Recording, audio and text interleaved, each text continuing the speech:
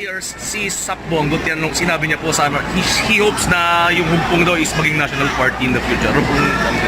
That has been an argument between the governors and me for the longest time since nabuo yung nag-grant yung petition namin to form a regional political party because pinipilit nila na maging national party, which is sinasabi ko sa kanila na ginawa yung Humpong or Davao region. So hanggang ngayon, it's an ongoing argument every time na But nakikita you're not kami. closing your doors to making it a national, ma'am, in due time. Sarado ako, ma'am.